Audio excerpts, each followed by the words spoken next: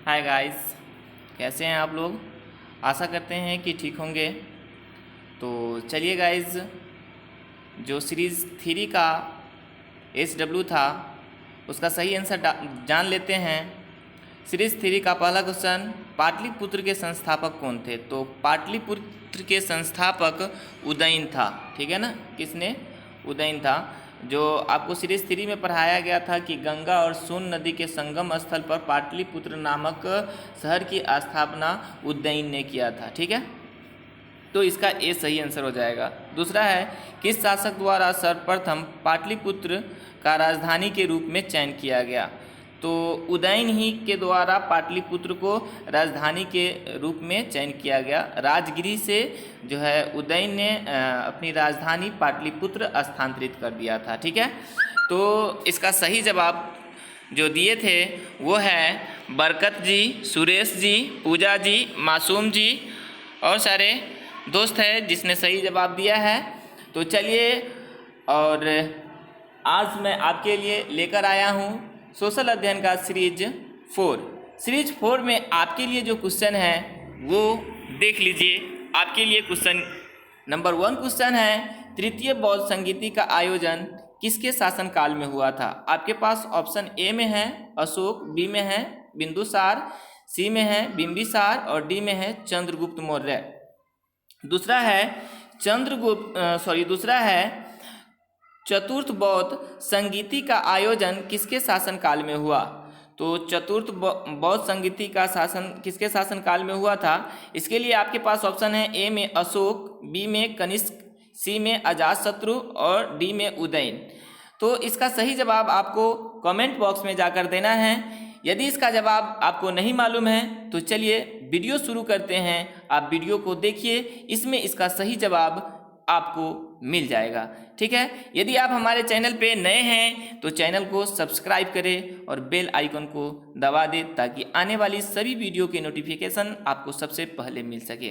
तो चलिए, वीडियो शुरू करने से पहले एक बार फिर से स्वागतम है आपके अपना ही चैनल क्यूट क्लासेस पे। तो चलिए, आज का हमारा टॉपिक है बिंदुसार। बिंदुसार जो हम पढ़ रहे थे, क्या मौर्य वंश पढ़ रहे थे। ये मौर्य वंश का जो बिंदुसार है वो दूसरा शासक है। प्रथम मौर्य वंश का चंद्रगुप्त मौर्य शासक हो गया और दूसरा जो है वो बिंदुसार हो गया। ठीक है, चलिए, तो यहाँ आपके पास है चंद्रगुप्त मौर्य के बाद उसका पुत्र बिंदुसार ने कब से कब तक शासन किया था। 298 से 273 ईसा पूर्व तक मगध साम्राज्य के सिंहासन पर बैठा। यानी 298 से 273 तक मगध साम्राज्य पर इन्होंने शासन किया। ठीक है, बिंदुसार को यूनानी लेखक ने अमित्रघात कहा है। ठीक है, अब आपके पास अगला टॉपिक है। देखिए, अगला टॉपिक क्या है। वायु पुराण के अनुसार उसका नाम भद्रसार तथा जैन ग्रंथ के अनुसार सिंहसेन मिलता है। किनका नाम? तो देख लेते हैं। बिंदुसार को वायु पुराण के अनुसार इनका जो नाम है वो भद्रसार है और जैन ग्रंथ के अनुसार इनका नाम क्या है? सिंहसेन है। ठीक है, चलिए अगले टॉपिक है। बिंदुसार ने लगभग 25 वर्षों तक शासन किया था। ठीक है, बिंदुसार की मृत्यु 273 ईसा पूर्व में हो गई थी। 273 ईसा पूर्व में हो गई थी। चलिए, अब आपके पास है अगला सम्राट अशोक। ये जो हम लोग पढ़ रहे थे मौर्य साम्राज्य, मौर्य वंश, उसका तीसरा शासक है। बिंदुसार की मृत्यु के उपरांत गृह युद्ध की स्थिति हो गई। जो मगध साम्राज्य था उसमें गृह युद्ध जैसी स्थिति बन गई थी कि कौन राजा बनेगा कौन नहीं बनेगा, इस तरह से, है ना। 2 वर्ष पश्चात उसका सुयोग्य पुत्र अशोक, किसका? बिंदुसार के सुयोग्य पुत्र अशोक ने 273 से 232 ईसा पूर्व तक शासन किया था। ठीक है, मौर्य साम्राज्य की गद्दी पर बैठा। अब है आगे, अशोक को पुराणों में अशोक वर्धन कहा गया है। पुराणों में अशोक को क्या कहा गया है? अशोक वर्धन कहा गया है। बिंदुसार के शासनकाल में अशोक अवंती का राज्यपाल था। अवंती एक राज्य है, वहाँ का एक राज्यपाल था अशोक। ठीक है। अशोक ने अपने राज्य अभिषेक के 8वें वर्ष 261 ईसा पूर्व में कलिंग युद्ध किया तथा विजयी भी हुआ। कलिंग युद्ध के पश्चात अशोक ने युद्ध सदा के लिए त्याग दिया और बौद्ध धर्म अपना लिया। कलिंग युद्ध के बाद जो है अशोक सदा के लिए युद्ध को त्याग ही दिया। ठीक है, उसके बाद कभी नहीं युद्ध किया। आगे है, अशोक ने अपने राज्य अभिषेक के 10वें वर्ष तथा 20वें वर्ष में लुम्बिनी ग्राम एवं बोध गया की यात्रा की। सर्वप्रथम जेम्स प्रिंसेप को 1837 ईस्वी में, ठीक है, 1837 ईस्वी में, ये इधर हो गया 1837 ईस्वी। अच्छा, ईसा पूर्व और ईस्वी आप समझ लीजिए, यानी जो ईसा पूर्व है, ईसा मसीह के, यानी मान लेते हैं ये ईसा मसीह का जन्मदिन है, तो ईसा मसीह के जन्मदिन से जो पूर्व की ओर हम जाते हैं वो सब ईस्वी पूर्व कहलाता है। और उसके बाद जब हम इधर आते हैं, जो भी ईसा मसीह के, यानी ये एक हो गया है ना, यहाँ पे ईसा मसीह का जन्म हो गया, उसके बाद इधर जो भी है 1 2 3 ये सब ईस्वी में कहलाता है। उसके बाद इधर में हम जो भी काउंट करेंगे वो सब ईस्वी पूर्व में काउंट होगा। ठीक है, तो 1837 ईस्वी में अशोक के अभिलेख पढ़ने में सफलता प्राप्त हुआ था। यहाँ इसको जेम्स को 1837 में अशोक के जो है लेख लिखा था, उसको पढ़ने में सफलता उन्हें प्राप्त हुआ था। अशोक के शिलालेख में प्राकृतिक भाषा का उपयोग किया गया है। अशोक का जो शिलालेख था उसमें खास करके प्राकृतिक भाषा का उपयोग मिलता है। अशोक के शासनकाल में तृतीय बौद्ध संगति का आयोजन किया गया। देखिए ये भी बहुत इंपॉर्टेंट क्वेश्चन है। इसके शासनकाल में, अशोक के शासनकाल में तृतीय बौद्ध संगति का आयोजन पाटलिपुत्र में 250 ईसा पूर्व में हुआ था। ठीक है, चलिए आगे है आपके पास अगला है टॉपिक, धम्म नीति का प्रतिपादन कर अशोक ने सर्वप्रथम एक नैतिक एवं कल्याणकारी राज्य की स्थापना की। मौर्य साम्राज्य के पतन के पश्चात मगध एवं बिहार के क्षेत्र में शुंग, कण्व व कुषाण वंश की स्थापना हुई। ठीक है, मौर्य साम्राज्य के बाद मौर्य वंश की समाप्ति हो गई, तो ये 3 वंश की स्थापना किया गया।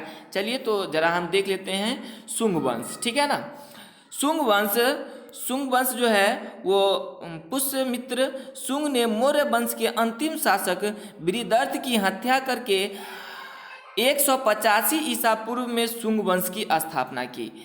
185 ईसा पूर्व में क्या किया था? शुंग वंश की स्थापना किया था। ठीक है, आगे है पुष्यमित्र शुंग ने बड़ी संख्या में बौद्ध भिक्षुओं को हत्या कराकर बौद्ध स्तूपों को और विहारों को नष्ट कर दिया था। ये यहाँ जो विहार है घूमने वाली जगह है, ठीक है ना, उसको क्या कर दिया था?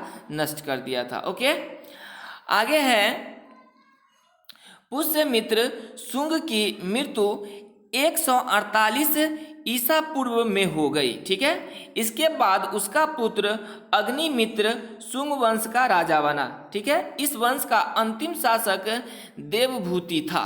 किस वंश का? शुंग वंश का। ठीक है, अब आपके पास आता है कण्व वंश। ठीक है, तो कण्व वंश शुंग वंश के अंतिम शासक देवभूति की हत्या करके उसके मंत्री वसुदेव ने 72 ईस्वी में, यहाँ ईस्वी पूर्व नहीं है, 72 ईस्वी में कण्व राजवंश की नींव डाली। ठीक है, कण्व राजवंश के नींव डाली गई थी। उसके बाद है वसुदेव के बाद भूमिदेव, नारायण तथा सुशर्मा शासक बने। सुशर्मा इस वंश का अंतिम शासक था। किस वंश का? कण्व वंश का। ठीक है, उसके बाद है कुषाण वंश। कुषाण वंश, इस वंश की स्थापना कुजुल कड़फिसिस द्वारा 75 ईस्वी में की गई थी। इस वंश का प्रसिद्ध शासक कनिष्क था। कौन सी वंश के? कुषाण वंश के प्रसिद्ध शासक कौन था? कनिष्क था। ठीक है, याद रहेगा कनिष्क। अब देखिए, कनिष्क ने अपना साम्राज्य विस्तार कर मगध क्षेत्र तक फैला दिया था, मगध क्षेत्र तक किया था। उसके बाद है इंपॉर्टेंट एक बात, चतुर्थ बौद्ध संगीति का आयोजन इसी के शासन काल में कुंडल वन में हुआ था। कहाँ हुआ था? कुंडल वन में हुआ था। तो चलिए गाइस, अब आपके लिए जो क्वेश्चन है वो क्वेश्चन मैं एक बार फिर से रिपीट कर देना चाहता हूँ। पहला क्वेश्चन है, तृतीय बौद्ध संगीति का आयोजन किसके शासनकाल में हुआ? तो चलिए फटाफट कमेंट बॉक्स में जाके अब आंसर दीजिए, किसके शासनकाल में हुआ था? आपके पास ऑप्शन ए में है अशोक, बी में है बिंदुसार, सी में है बिंबिसार, डी में है चंद्रगुप्त। सही आंसर आप टाइप कीजिए। उसके बाद दूसरा क्वेश्चन है, चतुर्थ बौद्ध संगीति का आयोजन किसके शासनकाल में हुआ था? तो चतुर्थ बौद्ध संगीति का आयोजन जो हुआ था वो आपको जवाब देना है। ए में आपके पास ऑप्शन है अशोक, बी में है कनिष्क, सी में है अजातशत्रु और डी में है उदयन। तो आशा करते हैं कि आपको इसका जवाब मिल जाएगा। आपको यदि इसका जवाब मिल जाए तो आप कमेंट बॉक्स में ज़रूर इसका answer A B C D जो भी हो वो टाइप करके ज़रूर डालें।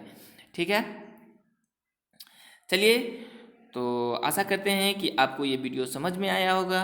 वीडियो समझ में आया तो एक लाइक आप ज़रूर करें और अपने दोस्तों के पास शेयर करें। Thank you for watching. फिर मिलेंगे आपको अगले सीरीज में।